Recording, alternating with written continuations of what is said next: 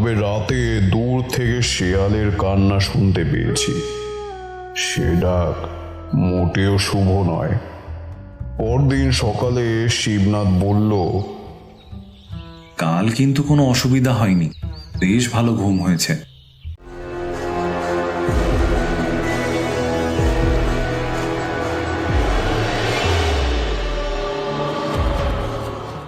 বাঙালি ও গল্পপ্রেমীদের জন্য কিছু ভৌতিক ও রোমাঞ্চকর গল্প দিয়ে সাজানো আমাদের এই বিশেষ নিবেদন ভয়ঙ্কর বাংলা। গল্পের সূত্রধার আমি প্রেম। শুরু করছি আজকের গল্প। তাহলে শুরু করা যাক আজকের গল্প, তারানাথ তান্ত্রিক ও কাপালিকের কালগ্রাস। এক শ্রাবণের বর্ষার সন্ধ্যা। আকাশ কালো ও মেঘাচ্ছন্ন হওয়ায় সন্ধ্যা নেমেছে একটু তাড়াতাড়ি। আমি ও কিশোরী অফিসের কাজ সেরে যথারীতি মটলেনে এসে হাজির হয়েছি তারানাথের ডেরায়। কারণ এমন বৃষ্টিমুখর সন্ধ্যাটা তারানাথ তান্ত্রিক ছাড়া আমাদের ঠিক চলে না। সত্যি বলতে কি, এমন বাদলার দিনে তারানাথের গল্প ছাড়া ঠিক জমে না। আমরা গল্প বলি বটে, কিন্তু এগুলো তার জীবনের চিত্র বিচিত্র ঘটনা। তবে সে ঘটনার সত্য মিথ্যা বিচার করার ক্ষমতা আমাদের নেই। কিন্তু তার বকবকানি শুনতে যেন অন্য জগতে হারিয়ে যায়। আর যখন গল্প শেষে মঠ লেনের বৈঠকখানা ছেড়ে কলকাতার ফুটপাতে পা দিই, তখন বিশ্বাসের ভীতি আস্তে আস্তে নড়তে শুরু করে। কিন্তু মন খারাপ বা মানসিক চিন্তা থাকলে আবার তারানাথের কাছে এসে গল্প শুনি। মানুষটা গল্পের খনি। তবে বৃষ্টি যতই বিরাজমান হোক, তারানাথের বৈঠকখানায় আমাদের যাওয়া চাই। কিশোরী তেলে ভাজা ও পাশিংশোর প্যাকেটটা তারানাথের হাতে তুলে দিল।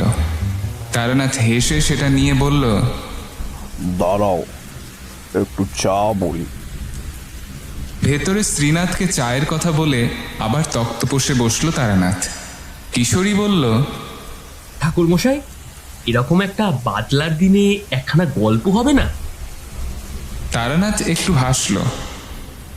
আরে আগে জমিয়ে বসো, চাটা খাও, তারপর তো না হয় কাহিনী শুনবে। তাছাড়া বাইরে যা বৃষ্টি শুরু হয়েছে, আজকের মতো এই বৃষ্টি থামবে বলে তো মনে হয় না। কিছুক্ষণের মধ্যে চা চলে এলো। আমরা চায়ে চুমুক দিলাম, আর তারানাথ তেলে ভাজা শেষ করে একটা পাশিংশ ধরালো। কিছুক্ষণ নিস্তব্ধতা। হাতের কাজ শেষ হলো। তারপর তারানাথ বলল, আজকে তোমাদের একটা অন্যরকম ঘটনা বলবো। এই ঘটনা আর 4-5টা ঘটনার থেকে একটু আলাদা ভৌতিক ব্যাপার। শুরু করুন না, আর দেরি কেন? একটা দীর্ঘ নিঃশ্বাস ফেলে খানিকটা সময় চোখ বন্ধ করে একটু ভেবে নিয়ে গল্প শুরু করলো তারানাথ তান্ত্রিক। সময়টা ছিল এক অঘ্রাণ মাসে। গ্রামে তখন ধীরে ধীরে শীত পড়ছে। একটা দারুণ আমেজ ও অলসতা ভাব। তা একদিন চণ্ডী মণ্ডপে বসে গল্প করছি আমি আর আমার পাড়ার কয়েকজন। এমন সময় একজন ডাকবাবু তার দিয়ে গেলেন আমার নাম করে। তা আমি খামটা দেখে একটু অবাকই হয়েছি, কারণ এমন দিনে এমন সময় আমার নাম করে পত্র কে পাঠাবে। তা আমি বাড়ি এসে পত্রখানা পড়ে যা বুঝেছি, তার কিছুটা সার অংশ আমি তোমাদের বলছি। পত্র পাঠিয়েছে আমার বন্ধু, নাম শিবনাথ সামন্ত। আগে আমাদেরই গ্রামেই থাকতো, কিন্তু বর্তমানে সে থাকে বোলপুরে। শ্রী শ্রী দুর্গা শরণম। তারানাথ, এক ভয়ানক বিপদের সম্মুখীন হইয়া তোমাকে তার করছি।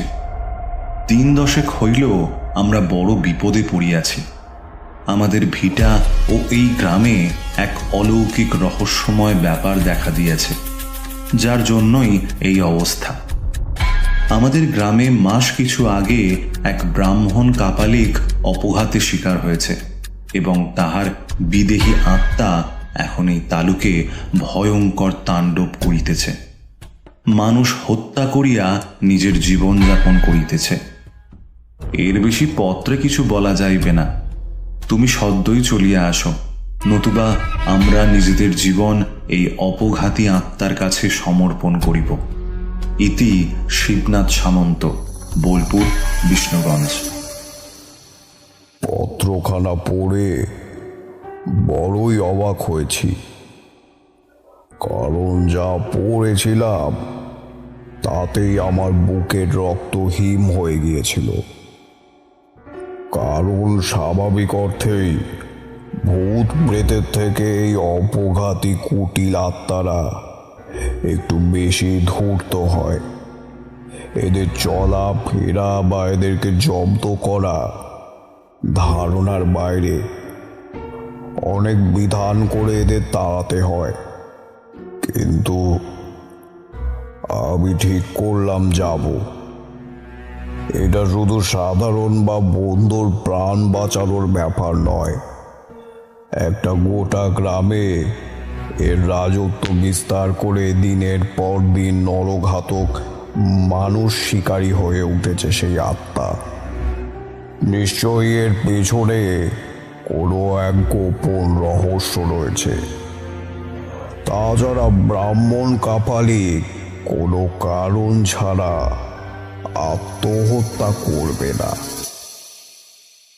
মনের মধ্যে শত প্রশ্নের ভিড় ঠেলা দিয়ে উঠল। আমি চোখ বুজে ইষ্ট নাম স্মরণ করলাম। কালই সকালে রওনা দেব, দেখাই যাক না কি হয়। কিন্তু স্থির করলাম একা যাব না, একজন সঙ্গীকে সঙ্গে করে নিয়ে যেতে হবে, এবং সে যেতে রাজিও হয়ে গেল। আমাদের গ্রামেরই এক চাষির ছেলে, নাম বিনু। আগে বিনুর বাবা মানে বংশী আমাদের জমিতেই চাষবাস করত। এখন সে আর নেই, গত বছর দুয়েক হলো সে মারা গিয়েছেন। তিনকড়ি অর্থাৎ বিনু চাষবাস করে, এখন তার নিজের জমি জমা রয়েছে। তাছাড়া তিনকড়ির মতো একজন লোক থাকলে বেশ সুবিধাই হয়।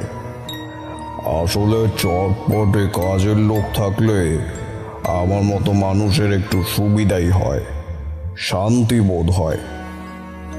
অনেকটা ওই ভিড় ঠেলে গন্তব্যের স্থানে পৌঁছানোর মতো। কিন্তু তখনও জানতাম না এই যুদ্ধের প্রধান নায়কই হবে সে। আমি ছিলাম বটে, কিন্তু আমার কাজ ছিল অনেকটা ওই স্রষ্টার মতো। কিন্তু বিনু অমন কাজ করে ফেলবে সেটাই বা কে জানতো। যাই হোক, পরের দিন বৃহস্পতিবার। যাত্রা শুরু করিনি, কারণ বৃহস্পতিবারে যাত্রাটা সুবিধের নয়। তারই পরদিন অর্থাৎ শুক্রবার বেলা 10টা নাগাদ রওনা দিলাম বিষ্ণুগঞ্জ গ্রামে। আমি শিবনাথের বাড়ি দুবার গিয়েছিলাম, তাই কোনো অসুবিধাই হয়নি। কিন্তু বোলপুর স্টেশনে নামতেই বিনু হঠাৎই বলে উঠল, ঠাকুর, সামনে আপনার বিপদ দেখছি, সাবধানে যেতে হবে।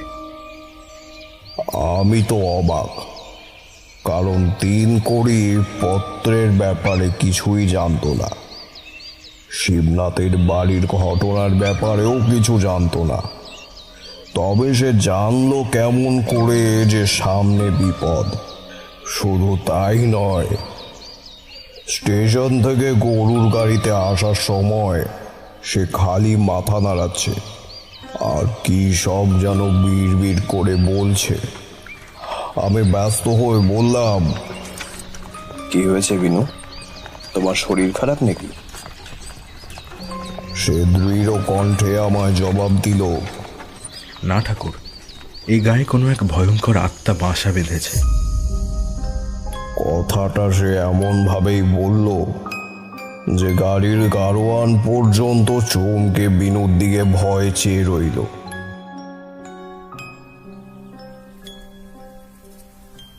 আমরা যখন শিবনাথের বাড়ি পৌঁছালাম তখন বিকেলের হলদেটে আলো পড়েছে শিবনাথের বাড়ির উঠোনে, কিন্তু ভূমিতে পা দিতেই আবার বুকটা একটু ছ্যাদ করে উঠল।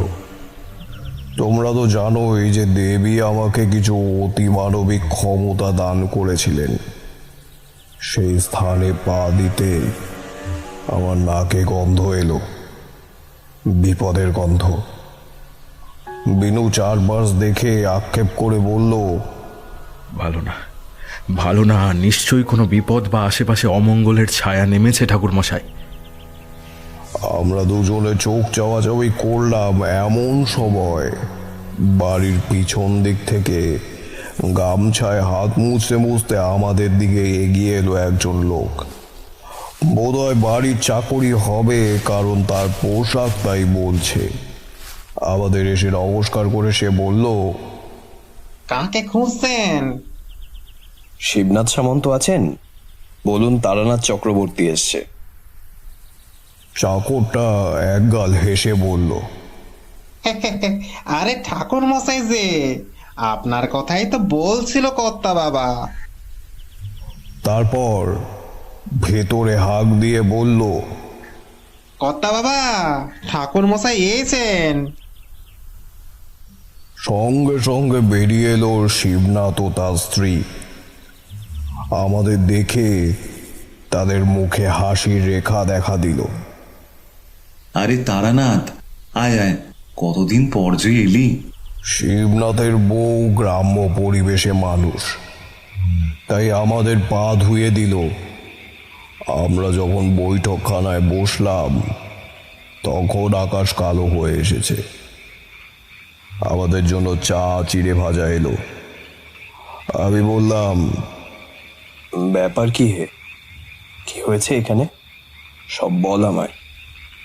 শিবনাথ খানিক ইতস্তত করে 3 কড়ির দিকে তাকালো। আমি মৃদু হেসে বললাম, ওর সামনে বলতে পারিস, কোনো অসুবিধা নেই। একটা দীর্ঘ নিঃশ্বাস ফেলেই শিবনাথ বলতে শুরু করলো,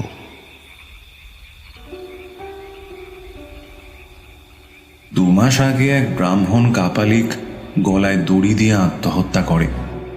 কারণটা খুব স্বাভাবিক। বেশ কিছু মাস থেকে এই গ্রামে ছেলে পাচার হচ্ছিল। তাদের সবার বয়স ওই 12 বছরের মধ্যে। প্রথমে কেউ বুঝতে পারেনি। গ্রামের লোকেরা লোক লাগিয়ে অনুসন্ধান করে। দিন ও রাত ভাগ করে পাহারা দেওয়া হতো। এরপর একদিন একজন বলল, পাশের গ্রামে আশ্রমে নাকি অনেকে দেখেছে ছেলেগুলোকে যেতে। গ্রামবাসীরা চুপি চুপি রাতের আড়ালে রওনা দিল। তারা আড়াল থেকে নজর রাখত কি হচ্ছে না হচ্ছে সেটার ওপর। বেশ কয়েকদিন পরে চোখে পড়ল ব্যাপারটা। জঙ্গলের পেছনের দিকে বেশ কিছু ছেলেদের নিয়ে যাচ্ছে আমাদেরই গ্রামের বিশু চাষির বিধবা বউ বিনা। গ্রামবাসীরা তাদের পেছনে ধাওয়া করল। কিছুটা যাবার পর একটা পুরনো বাড়িতে ছেলেদেরকে প্রবেশ করতে দেখল তারা।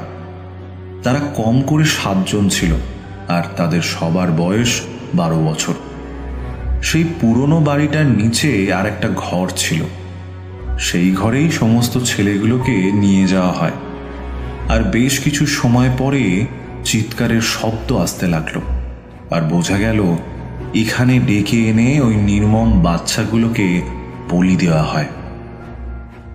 এই ঘটনা শোনার পর তো সবাই রেগে আগুন। শেষ পর্যন্ত বিনা এই সব করে বেড়াচ্ছে। ওই শয়তান কাপালিকের সঙ্গ নিয়ে নর বলি দিয়ে বেড়াচ্ছে। এতদিন প্রত্যেকটা ছেলেকে ডেকে এনে বলি দেওয়া হয়েছে। রামনাথ বণিক এখানকার স্থানীয় জমিদার।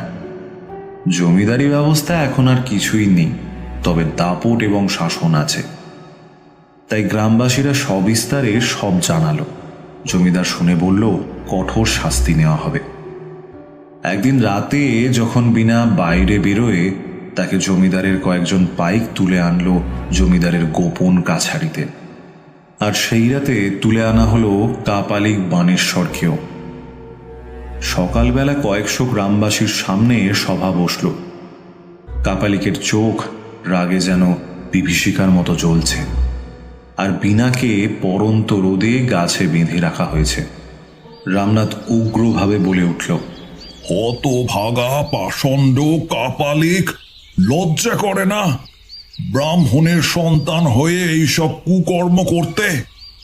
দিনের পর দিন চোখের আড়ালে শিশু হত্যা করেছিস। তোদের তো নরকেও ঠাঁই হবে না রে। তোদের আমি শাস্তি দেব। এই ওই শয়তান বিনাকে মেরে ফেল, এই কাপালিককে গণপ্রহার কর। কিন্তু যেই লাঠিয়ালরা এগিয়েছে, অমনি দপ করে আগুন জ্বলে উঠল, আর সঙ্গে সঙ্গে চারিদিকে যেন একটা ধুলোর ঝড় সৃষ্টি হয়েছে। লোকজনেরা দিনের বেলাতেও ভয় দৌড়াদৌড়ি করতে শুরু করেছে। কিন্তু রামনাথ এত সহজে মুষড়ে যাওয়ার লোক নয়। সে লাঠি হাতে নিজেই প্রথমে বিনার মাথার পেছনে সজোরে আঘাত করে, আর সঙ্গে সঙ্গে সে মাটিতে লুটিয়ে পড়ে মারা যায়। এরপর কাপালিককে দূর থেকে একটা বড় সড় ইট দিয়ে আঘাত করে রামনাথ। তবে তাতে তার ক্ষতি হয়েছিল সামান্যই, কারণ সেই কাপালিক যেমন তেমন লোক ছিল না। সে তখন কিছু করল না বটে, কিন্তু বিনাকে দেখে তার চোখে জল এলো, কারণ বিনা ছিল তার ভৈরবী। তাকে প্রাণে হত্যা করেছে রামনাথ। কাপালিক ক্রোধে কাঁপতে কাঁপতে বলল, আচ্ছা, আমিও দেখছি। এই বলে কোল পাঁজা করে বিনার মৃতদেহ নিয়ে চলে গেল সে। কিন্তু সেই রাতে ঘটল আর একটা ভয়ানক ঘটনা। রাত তখন 10টা হবে।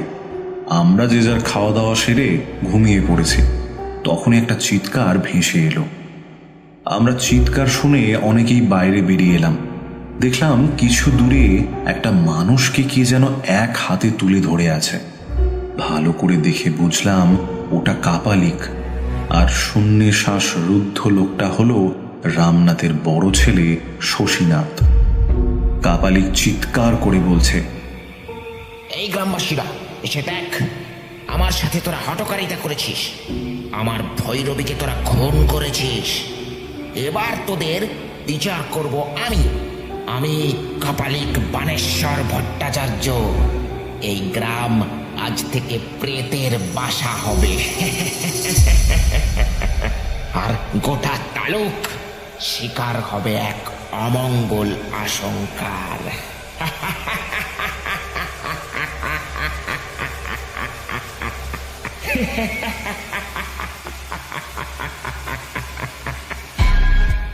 কথা শেষ করেই কাপালিক এক বিকট অট্টহাস্য করে তার সামনে রাখা একটা ছোড়া তুলে নিয়ে শশীধরের ধর থেকে মুন্ডটা আলাদা করে দিল। তারপর কাকে যেন আহ্বান করল। সবাই দেখলাম হাওয়ায় আবির্ভূত হলো বিনা, যাকে আমাদের জমিদার রামনাথ আজ সকালেই এক আঘাতে বিনাশ করেছে। সেই বিনার আত্মা এসে দাঁড়িয়েছে জমিদারের মৃত ছেলের সামনে। এদিকে খবর পেয়ে স্বয়ং জমিদার এসে হাজির। সে হাউমাউ করে কেঁদে উঠল, আর যেই এগোতে যাবে সে কিছুতে বাধা পেয়ে ছিটকে পড়ল, আর সঙ্গে সঙ্গে জ্ঞান হারালো। না না, শশী শশী শশী শশী শশী। আমরা দেখলাম বিনার অশরীরী প্রেত তার লকলকে জিভ দিয়ে ধরের কাটা জায়গাটা থেকে রক্ত খাচ্ছে।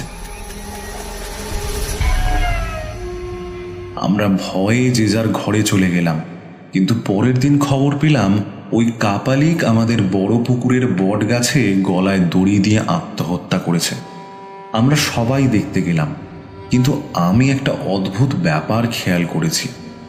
কাপালিকের নিথর দেহটা ঝুলছে, কিন্তু তার মুখে হাসির ছাপ, যেন এই মৃত্যুতে সে বেশি খুশি। এই ঘটনার পরেও আমরা কিচ্ছুটি আন্দাজ করতে পারিনি কাপালিক মারা গেছিল। তাই সবাই ভেবেছিল সমস্যার সমাধান হয়ে গেছে। কিন্তু সে আর হলো কই। কাপালিক মারা যাবার ঠিক গুনে গুনে 12 দিনের মাথায় প্রথম অঘটন ঘটল। তবে ঘটনাটা যে আমার চোখে পড়বে তা আমি আশা করিনি। সেদিন রাতে একটু দরকারে বাইরে বেরিয়েছি। চাঁদের আবছা আলোয় দেখলাম বিশু দত্তর বাঁশবাগানে একটা ছটফটানির শব্দ।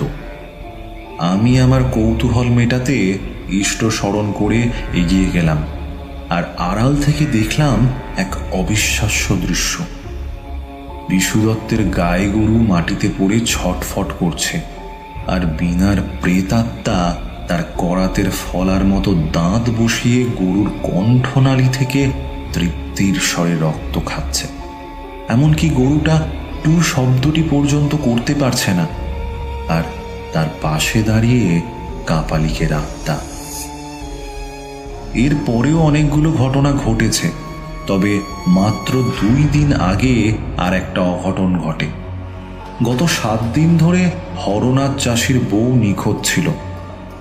অনেক খোঁজখাজ করেও কোনো হদিশ মেলেনি, কিন্তু 2 দিন আগে তার আধ খাওয়া নগ্ন শরীরটা পাওয়া গেল আমাদের বাঁশ বাগানের শেষে ডোবার ধারে। এসব কথা শুনে আমার গায়ে তো রীতিমতো কাটা দিয়ে উঠল। আমার শরীরে রোম খাড়া হয়ে উঠেছে। এ কি তাণ্ডব! প্রতিশোধ নিতে কাপালিক উন্মাদ হয়ে উঠেছে। শিবনাথ আবার বলতে শুরু করলো। এমন করেই দিন কাটছে, তবে এবারে তার কুনজর পড়েছে আমার বাড়িতে। আমার বাড়ির আশেপাশে ওই কাপালিকের আত্মাকে অনেকে ঘুরতে দেখেছে। রাতে ভালো করে ঘুম হয় না শেয়ালের ডাকে, নয়তো কুকুরের মরা কান্না শোনা যায়, আর মাঝে মধ্যেই গা শিরশির করা শীতল বাতাস বয়ে যায়। এছাড়া বিনার আত্মাকেও গ্রামের অনেকে রাতে ঘুরে বেড়াতে দেখেছে। সে কি ভয়ঙ্কর চেহারা! শিবনাথের কথা শেষ হতেই বিনু বলে উঠল, বড়ই বিপদ ঠাকুরমশাই। কিন্তু একটা ব্যাপার আমার জানা দরকার, সেটা হলো তোর উপর এত রাগ কেন কাপালিকের? শিবনাথ একটু চাপা গলায় বলল, আগে আমি ওর হয়ে কাজ করতাম। অনেক অপকর্ম করিয়েছে আমাকে দিয়ে, আর বলেছিল জমিদার রামনাথের মেয়ে রমাকে ভুলিয়ে ভালিয়ে নিয়ে যেতে ওকে বলি দিয়ে সাধনা করবে, কিন্তু আমি রাজি হইনি। সেই থেকে আমার উপরে রাগ এবং আমাকে শাসিয়েছিল। বেশ, সব শুনলাম। কটা দিন থাকি, তারপর না হয় কাজ শুরু করব। আমি সেদিন রাতে খাওয়া দাওয়া সেরে সাবধানের মান নেই ভেবে 1 ঘটি জল নিয়ে আমার গুরুর দেহবন্ধনী মন্ত্র দিয়ে গৃহবন্ধন করে দিলাম। তবে রাতে দূর থেকে শেয়ালের কান্না শুনতে পেয়েছি। সে ডাক মোটেও শুভ নয়। পরদিন সকালে শিবনাথ বলল, কাল কিন্তু কোনো অসুবিধা হয়নি, বেশ ভালো ঘুম হয়েছে। আমি কিছু বললাম না, চুপ করে রইলাম। তবে গতকাল থেকে যা হয়েছে সে আমার কানে শোনা মাত্র, কিন্তু এবার চাক্ষুষ দেখলামও বটে। সেই রাত্রে আমি আর বিনু বাইরে বসেছিলাম। ওরা আপত্তি করেছিল বটে, কিন্তু আমি জানি মধুসুন্দরী দেবীর কৃপায় কোনো শরীরই আমার ক্ষতি করতে পারবে না। আমিও বিনু ব্যাপারটা নিয়ে আলোচনা করছি, এমন সময় এক অদ্ভুত ব্যাপার হলো। শিবনাথের বাড়ির থেকে কিছু দূরে একটা মেয়ে মানুষের কান্নার শব্দ পেলাম। কান্নাটা মোটেও শুভ নয়, এ কান্না অন্য কিছু বলছে। বিনু আমার দিকে কেমন ভাবে তাকিয়ে আছে। হঠাৎ সে চারদিক শুকে বললে, ঠাকুর, এ যে অশনি সংকেত, মনে হয় কেউ কেউ বিপদে পড়েছে। আমরা একটা লণ্ঠন নিয়ে রওনা হলাম। শিবনাথ বাধা দিল বটে, কিন্তু সে বাধায় আমরা কেউ কর্ণপাত করলাম না। শিবনাথের বাড়ির সামনে দিয়ে একটা রাস্তা চলে গেছে সোজা হাটের দিকে। এখান থেকে হাঁটা পায় 30 মিনিট মতো লাগে, কিন্তু আমরা হেঁটে যাচ্ছি না। আমরা যাচ্ছি কারণ সে মেয়ে মানুষের কান্নার শব্দটা ওই দিক থেকেই আসছে। বেশ কিছুটা যেতে শব্দটা আরো ঘন হয়ে উঠল। বিনু বললে, সামনে বসে কেউ কাঁদছে ঠাকুর।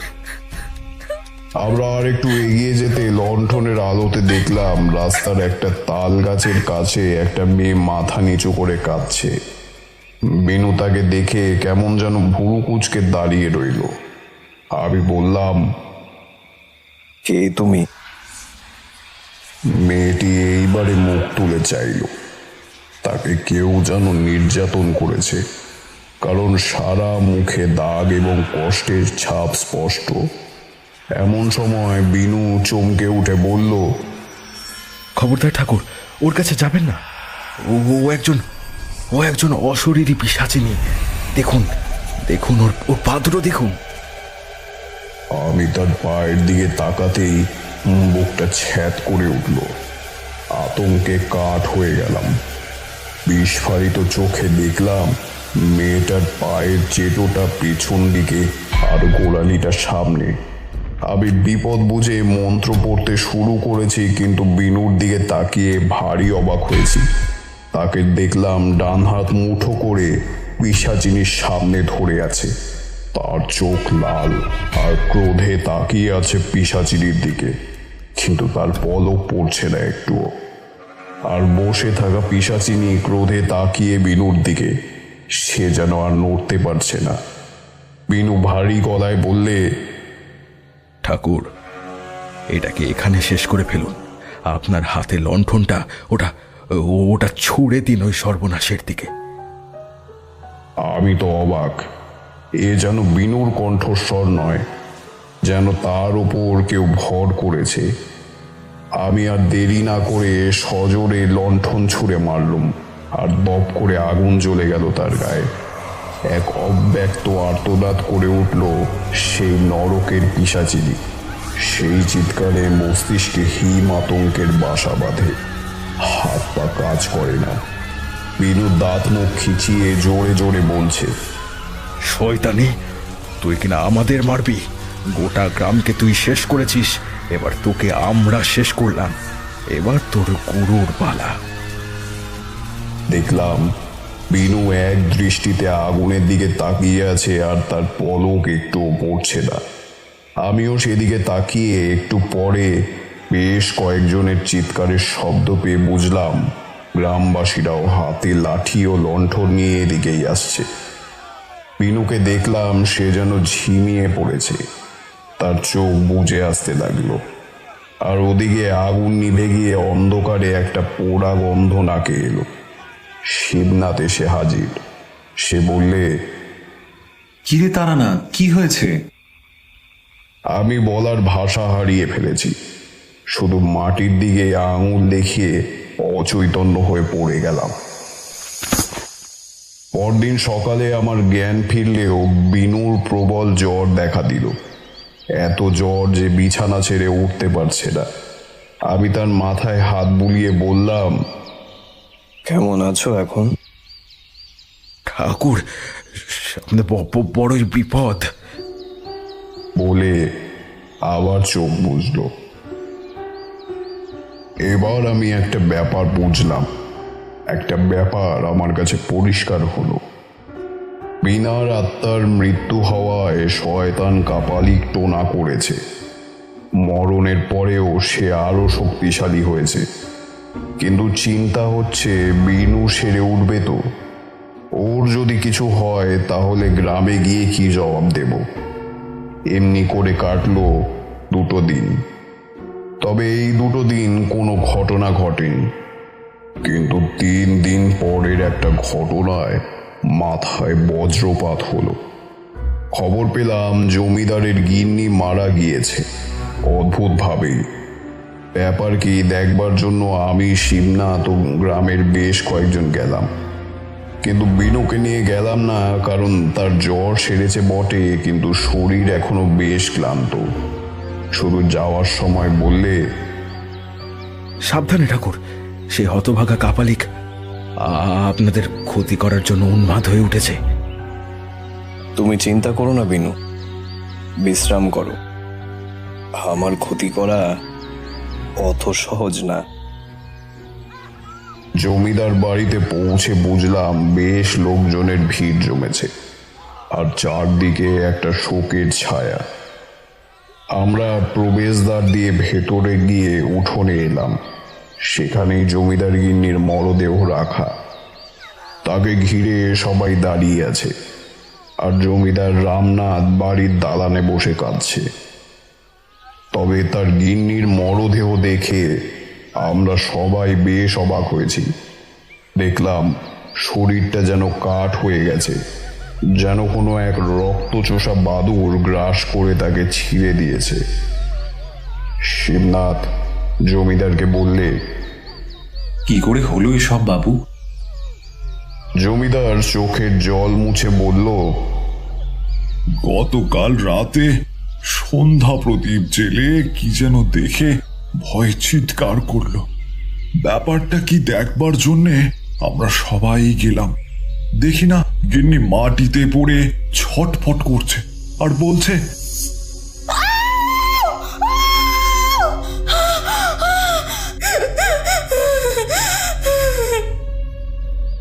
আমি বেগতিক বুঝে বদ্যি আনতে পাঠালাম। বদ্যি সব দেখে শুনে বললেন কোনোভাবে ভয় পেয়েছেন মনে হয় গিন্নি, তারপর ওষুধ দিয়ে চলে যান। আজ সকাল থেকে এই অবস্থা। দেখলাম আবার জমিদারের দু চোখ বেয়ে জল পড়ছে। কিছুক্ষণ পর জমিদার গিন্নির মৃতদেহ নিয়ে শ্মশানে রওনা দিল সবাই। আমরাও চলে এলাম। তবে আমি বুঝতে পারছি আমার প্রতিদ্বন্দ্বী আমার থেকেও কালো ও দামস বিদ্যা জানে, আর আড়াল থেকে আমাকে চোখে রেখেছে। অস্বীকার করতে পারবো না যে ফেরার সময় গায়ে কাটা দিচ্ছিল বটে। এরপর আরো 2 দিন কাটলো। কোনো বিপদ ঘটল না এই কদিনে, এবং বিনুও সুস্থ হয়ে উঠেছে। কিন্তু বিপদ যে একেবারে থেমে যায়নি তার আভাস পেলাম 3 পরে। সেদিন রাত্রে খাওয়া দাওয়া সেরে শুতে যাব এমন সময় এক বৃদ্ধা এসে দাঁড়ালো এবং করুণভাবে বলল, আজ রাতে এখানে আশ্রয় হবে বাবারা, কাল সকালেই আমি চলে যাব। শিবনাথ দয়ালু মানুষ, তার সাদা মোড়ে কাদা নেই। সে বিনা বাক্য ব্যয়ে তাকে আশ্রয় দেয়। আমি শুতে চলে গেলাম, তবে বিনুকে দেখলাম বৃদ্ধার দিকে কেমন ভাবে যেন তাকিয়ে আছে। পরদিন সকাল হতেই গোল মেলে চিৎকারে আমার ঘুমটা ভেঙে যায়। আমি বিছানা ছেড়ে নিচে আসতেই দেখলাম এক ভয়ানক কাণ্ড। শিবনাথের বাড়ির উঠোনে পড়ে আছে 2 মরা কালো বেড়াল। তাদের ওপর জবা ফুল আর সর্ষের তেল ছড়িয়ে দিয়েছে কেউ, মানে টোনা করেছে এই বাড়ির ওপর। আমার সামনেই বিনু ছিল। সে আমার কানের কাছে মুখ নিয়ে এসে বলল, ঠাকুর, আবার বিপদ। কিন্তু শিবনাথ যা খবর দিল তাতে আরো একটা সন্দেহ বেড়ে গেল, কারণ বৃদ্ধা নাকি ভোর হতেই চলে গেছে। তবে আমি যেন 2 আর 2 4 একটা মিল পাচ্ছি। এখানে বৃদ্ধা কোনো অতিথি নয়, বহুরূপী পিশাচিনী, আর সেই সবাইকে গভীর ঘুমে আচ্ছন্ন করে রাত জেগে এই কুকর্ম করেছে। আর এর প্রভু সেই কাপালিক নিজে অশরীরী থেকে তার দূত নিয়ে এই সব কাজ করাচ্ছে। শিবনাথ কাঁদো কাঁদো গলায় বললে, ও আমাদের বাঁচতে দেবে না, বাঁচতে দেবে না শয়তানটা।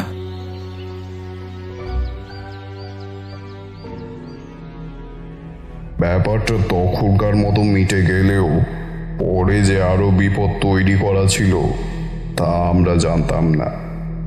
বেলার দিকে বাড়ির 2 মরা বেড়াল ফেলে দিয়ে ওটা উঠোন জল দিয়ে ধুয়ে দিল। আমি বড়ই চিন্তিত হয়েছি, কারণ যাকে চোখে দেখা যায় না তাকে বধ করব কি করে। তাকে বধ করতে গেলে বন্ধন করে স্থির করতে হবে, তারপরে এই কাজ করা সম্ভব। এর পরের দিনই আরো একজন শিকার হলো। পরদিন সকালে উঠে আমি নিম ডাল দিয়ে দাঁতন করছি, আর বিনু বিমর্ষভাবে দালানে বসে আছে। এমন সময় শিবনাথ বললে, তারানাথ, সর্বনাশ হয়ে গেছে রে। কেন, কি হয়েছে? জমিদারের ভাই আত্মহত্যা করেছে। আমি নিম ডাল ফেলে জিজ্ঞাসা করলাম, জমিদারের ভাই? তিনি আবার কোথায় ছিলেন? এসে থেকে তো তাকে চোখে পড়েনি। পাশের গ্রাম বকুলগঞ্জে বাড়ি ওনার, ওখানকার উনি জমিদার। গতকাল নাকি এখানে আসার কথা ছিল, কিন্তু কি যে হলো কে জানে। সব ওই শয়তান কাপালিকের আত্মাই এসব করেছে। আমি একটু ভেবে বললাম, আচ্ছা, জমিদারের কি কোনো মেয়ে আছে? হ্যাঁ আছে তো, রমা। রমা দেবী এখন কোথায়? তার তো বিয়ে হয়ে গেছে, কিন্তু কেন? না, এমনি। আমার কথা শুনে বিনু লাফিয়ে উঠে বললে, ঠাকুর, আপনার সাথে একটু কথা ছিল, খুবই জরুরি ও গোপন। আমি মুখ হাত ধুয়ে তাকে নিয়ে বৈঠকখানায় গেল। সেখানে দু এক কথা তার যুক্তি আমাকে বলল। প্রস্তাবটা নিতান্তই আকস্মিক। কি যুক্তির কথা বলেছিল তিনকড়ি? তারানাথ মৃদু হেসে বলল, তোমাদের পরে সে কথা বলবো, আগে এই কাহিনীটা শেষ করি। আমি বিনুর কথা মতো তৎক্ষণাৎ শিবনাথ ও আরো কয়েকজনকে নিয়ে আবার জমিদারের বাড়িতে এলাম। আমি আর বিনু তাকে সব কথা খুলে বললাম, আর এও বললাম যে সারা গ্রামকে বাঁচানোর এই একটাই পথ। যদি এই পথ কাজ করে তাহলেই সব বিপদ একেবারে চিরতরে দূর হবে। জমিদার রামনাথ ভয় পেল বটে, কিন্তু সেও সমজদার লোক। বললে, আচ্ছা, তবে তাই হোক ঠাকুর মশাই, একবার শেষ চেষ্টা করে দেখি, যা হবার হবে। আচ্ছা জমিদার মশাই, আপনার মেয়ে রমা, তিনি এখন কোথায়? ও তো শ্বশুর বাড়িতে আছে, কাল বিকেলে আনবো ঠাকুর। না না, বিকেলে নয়, সকালে আনবেন। তাহলে আমরা বিকেলে কাজে লেগে যাব। আমি আমার বক্তব্য শেষ করে চলে এলাম। তবে বিনু দুপুর থেকে আমাকে খালি বলতে লাগলো, ঠাকুর, ব্যাপার সুবিধের নয়, আমার বুদ্ধিটা কাজ করছে বটে, কিন্তু সেই শয়তানের নজর আপনার দিকে পড়েছে। আমার গণনা বলছে কাজ ঠিক সম্পন্ন হবে, কিন্তু অনেক বাধা আসবে। তবে চিন্তা নেই, আমি যতক্ষণ আছি আপনার কোনো ভয় নেই। আমার প্রাণ গেলেও আপনি অক্ষত থাকবেন। স্তম্ভিত হয়ে তাকালাম। একজন সামান্য চাষি, সে কিনা নিজের জীবন বিপন্ন করে আমাকে রক্ষা করবে, ভাবলেও চোখে জল আসে। নিজের সংসার ছেড়ে এই বিপদে আমার সঙ্গী হয়েছে শুধুমাত্র আমার জন্য। আমি তাকে বললাম, তালি এক হাতে বাজে না বিনু। তোমার কিছু হয়ে গেলে আমি কি জবাব দেব? তোমার বউ আছে, মেয়ে বিধবা, মা আছে, এদেরকে দেখবে বলো তো? বিনু একটু হাসলো, তারপর বললে, ঈশ্বর যখন পৃথিবীতে পাঠিয়েছে, সে ঠিক ভাত কাপড়ের ব্যবস্থা করে দেবে গো। আমরা তো তারই হাতের কলের পুতুল গো ঠাকুর। এই কথায় আমরা দুজনেই হেসে উঠলাম। তবে পরের দিন অশনি সংকেত দেখা দিল। সকাল থেকেই হঠাৎ আকাশ মেঘাচ্ছন্ন। গতকাল রাত্রে আমরা কাজের সামগ্রী জোগাড় করে তাড়াতাড়ি শুয়ে পড়েছিলাম। পরের দিন সকালে উঠে দেখি আকাশ মেঘলা, আর ঝিরিঝিরি করে বৃষ্টি হচ্ছে। আমি ঈশ্বরকে স্মরণ করলাম। দেখলাম বিনু উঠে পড়েছে এবং একটা লম্বা আলস্যের হাই তুলে বললে, কাল বেশ ভালো ঘুম হয়েছে ঠাকুর মশাই। আমি কিছু বললাম না। আমরা মুখ হাত ধুয়ে নিলাম। তারপর চা এলো এবং শিবনাথ বলে উঠল, অনেকদিন পর ভালো ঘুম হলো রে। কিন্তু আজ কিন্তু রাত জাগতে হবে, এবং কয়েকজনকে তৈরি থাকতে বলিস। আজ রাতেই একটা সমাধান করব ভাবছি। বেলার দিকে বৃষ্টিটা সামান্য ধরলে বিনু বলল, ঠাকুর যাবেন না? কাল যে বলেছিলেন যাবেন, ওই যেখানে কাপালিক মারা গিয়েছিল। হ্যাঁ, যাব। আমি, বিনু ও শিবনাথ ও আরো কয়েকজন রওনা হলাম সেই গাছটার দিকে। কি বলবো তোমাদের, তখন বেলা 11টা হলেও ওই জায়গার পারিপার্শ্বিক অবস্থাটা একেবারে নির্জন শ্মশানের মতো। এই বুঝি কেউ খেতে এলো, এক নিঃশ্বাসে আমাদের সবাইকে শেষ করে ফেলবে। শিবনাথ ভয় পেয়ে বলল, তাড়াতাড়ি চল রে, কেমন যেন লাগছে। ঠাকুরমশাই, তাড়াতাড়ি করুন, এখানে থাকাটা কিন্তু নিরাপদ নয়। আমি গাছটার চারিদিকে গন্ডি দিতে লাগলাম, আর তখনই গায়ে একটা শীতল বাতাস এসে লাগলো, আর তার সাথে একটা হিসে গলায় শব্দ এলো।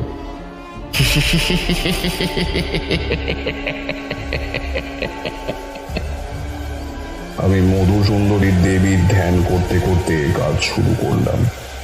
তিন করি আবার মাথা নাড়া দিয়ে বলে উঠল, আজ তোর খেলা শেষ হবে রে শয়তান, তোকে বধ করবে আমার ঠাকুর। আমি স্থান বন্ধন করে চলে এলাম, তবে আসার সময় বার কয়েক কানের সামনে সাপের মতো হিস হিসের শব্দ শুনতে পেয়েছি।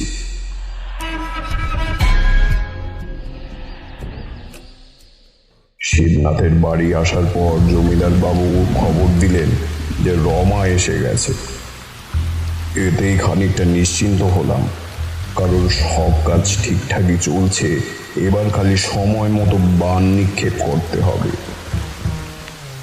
এমন করেই সন্ধে নামলো, আর যতই সন্ধে নামলো ততই বৃষ্টির দাপট যেন আরো বাড়ছে।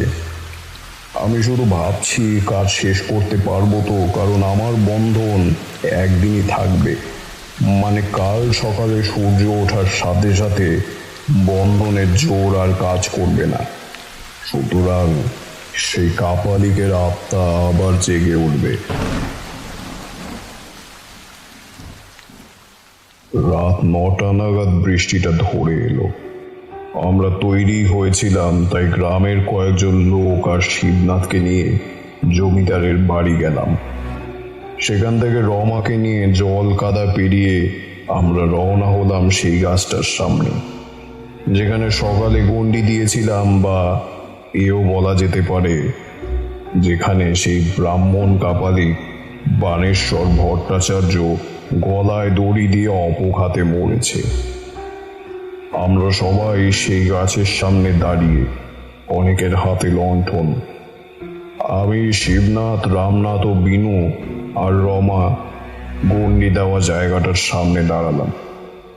হালকা লণ্ঠনের আলোতে চোখে পড়ল হঠাৎ যেন গাছটার আকৃতি বদলে গেছে। গাছের ডালপালাগুলো যেন একে অপরের সঙ্গে জড়িয়ে গিয়ে অজস্র জটার মতো হয়ে গেছে, আর সব মিলিয়ে একটা মানুষের মুখ। না, একটু ভুল হলো। অজস্র পাকানো জটা মিলিয়ে একজন কাপালিকের মুখ। লণ্ঠনের আলোতে আরো ভয়ানক দেখাচ্ছে সেই মুখটাকে। আমি আমার ঝোলা থেকে একটা লাল সুতোয় বাঁধা ঢিল ছুঁড়ে দিলাম সেই গাছটার দিকে, আর সঙ্গে সঙ্গে একটা গোঙানির শব্দ এলো। কিছুক্ষণ সব চুপচাপ, তারপরেই শুরু হলো একটা মৃদু হাওয়া। আমাদের সবার নজর গাছটার দিকে গেল। দেখলাম গাছের শেকড় থেকে একটা কালো ধোঁয়া কুণ্ডলি পাকিয়ে ওপরে উঠছে। ধোঁয়াটা কিছুক্ষণ ছিল, তারপর ধোঁয়া পরিণত হলো মৃত কাপালিকের আত্মায়। মানে ধোঁয়া শেষ হয়ে এখন সেই কাপালিকের অতৃপ্ত আত্মা এসে দাঁড়িয়েছে সেখানে। বলা বাহুল্য, গায়ে কাটা দিয়ে উঠল, আর পার্শ্ববর্তী সবাই ভয়ে কাঁপছে। শুধু তিনকড়ি কঠিন দৃষ্টিতে তাকিয়ে আছে সেই কাপালিকের দিকে। কাপালিকের আত্মাকে দেখে আমারও যেন গা ছমছম করতে লাগলো। সে আমার দিকে তাকিয়ে রাগে ফুঁসছে আর ক্রোধের দৃষ্টিতে আমার দিকে চেয়ে ফ্যাস ফ্যাসে গলায় বলল, শয়তান, তুই সেই তান্ত্রিক। তোর জন্যই আমি আমার প্রতিশোধ নিতে পারছিলাম না। এবার তোকে আমি শেষ করব। কাপালিক নিজের হাত তুলে কি যেন একটা বিড়বিড় করে বলল, আর সঙ্গে সঙ্গে দুখানা প্রেত তার সামনে এসে দাঁড়ালো। তাদের মুখের আকৃতি মোটেও ভালো নয়, দেখলে সাধারণ মানুষের হৃৎপিণ্ড কেঁপে উঠত। কিন্তু কাপালিকের শত চেষ্টা বিফল হয়ে গেল গণ্ডি দেওয়ার ফলে। তার চাকুরিতে কোনো কাজ হলো না। এদিকে বিনুকে দেখলাম কিছুক্ষণ মাথা নিচু করে দাঁড়িয়ে হঠাৎ মাথা তুলে যেন তীব্র হুঙ্কার দিয়ে উঠল এবং আমাকে বলল, বলেছিলাম না ঠাকুর, ব্যাটা ঠিক আমাদের পাতা ফাঁদে পা দেবেই। তোকে বাগে আনার জন্য আমি আর আমার ঠাকুর দুজনে বুদ্ধি করে রমাদিকে নিয়ে আসি। আমি জানতাম এই সুযোগ তোকে মারার। ঠাকুর আর দেরি করবেন না, ব্যাটাকে উপযুক্ত শাস্তি দিন।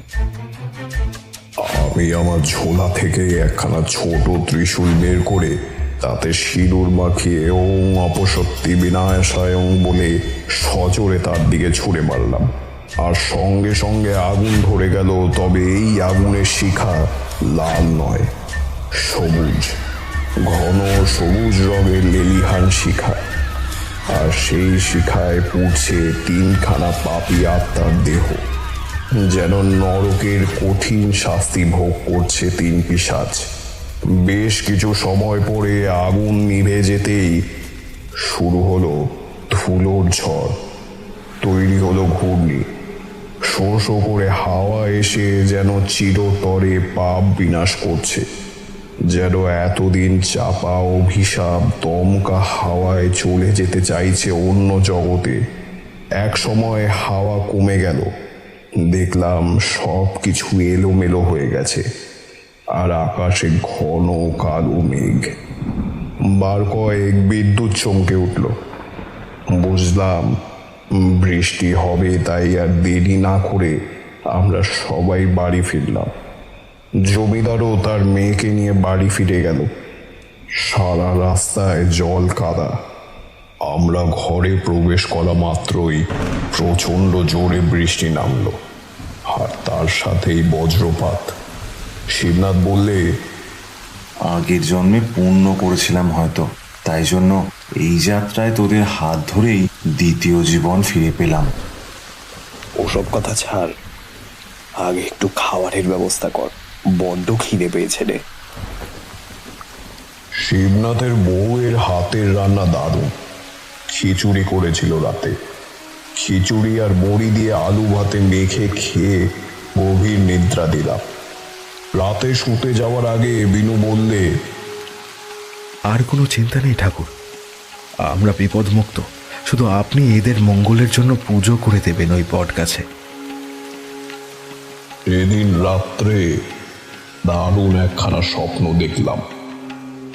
দেখলাম স্বপ্নে অমর জীবন এসেছে। হাত তুলে আমাকে বলছে, তারানাথ, তোমার কাজ শেষ হয়েছে, তবে পুজো করে বাড়ি যেও। পরদিন সকালবেলায় আমি পুজোর কথা বললাম শিবনাথকে। সেই কথা জমিদারের কানে তুলল। জমিদার কোনো দ্বিধা না করেই আদেশ দিল। আমি সেদিন বিকেলে একাই সেই বটতলায় গিয়েছিলাম, কিন্তু গতকালের কোনো আতঙ্কের ছাপই আর পাইনি। ঠিক দুদিন পরে খুব জাঁকজমক করে পুজো করা হলো বটতলায়। মা বিপত্তারিণীর পুজো করলাম, আর তার সাথে বাধা কাটানোর জন্য দেবী সর্বমঙ্গলার পুজোও করলাম। বিষ্ণুগঞ্জে আরো 2 দিন থেকে আমি আর বিনু বিদায় নিলাম। তবে শিবনাথ ও জমিদারের যত্নের প্রশংসা করতেই হয়, যাকে বলে অতিথি আপ্যায়ন। কাহিনী শেষ? না, আরেকটু আছে। ট্রেনে আস্তে আস্তে বিনুকে জিজ্ঞাসা করেছিলাম যে সে এই সব বুঝতে পারে কি করে। সে বলেছিল, আসলে আমি এইসব একটু আধটু জানি, আমার গুরুর কাছে সব শিখেছিলাম, তবে আগ বাড়িয়ে কিছু করতে চাই না। একান্ত কেউ বিপদে পড়লে তাকে জানিয়ে দিই, যেমনটা এখানে হলো। স্টেশনে নেমেই বুঝলুম ওখানে কোনো বড় বিপদ, তাই আপনাকে সাবধান করেছিল। তারানাথ তার কাহিনী শেষ করলো। দেয়াল ঘড়ির দিকে তাকালাম, দেখলাম রাত 9টা বাজে। বাইরে বৃষ্টিটা খানিকটা ধরেছে। তারানাথ তার স্বভাব মতোই একখানা পাশিংশ ধরাতে যাবে, এমন সময় কিশোরী তাকে আবার খোঁচা দিয়ে বলল, গল্পটা ঠিক জমলো না। তারানাথ সিগারেটে একটা শুক টান দিয়ে ভ্রু কুচকে তাকিয়ে রইল কিশোরীর দিকে। বিপদ বুঝে কিশোরীকে বললাম, এই চলো, বৃষ্টি ধরেছে, অনেক রাত্রি হলো, এবার বাড়ি ফিরতে হবে। আমরা মঠ লেন ছেড়ে রাজপথে রওনা হলাম।